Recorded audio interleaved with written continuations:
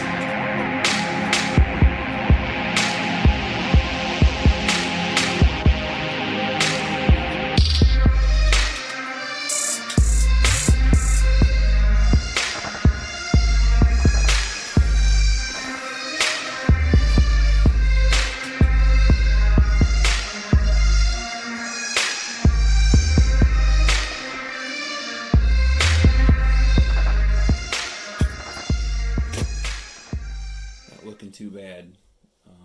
Got a little bit more bondo and sanding to do before paint. But yeah, didn't do too much to this as far as building and designing. Did throw coil suspension on the front. Got a little bit more turning angle.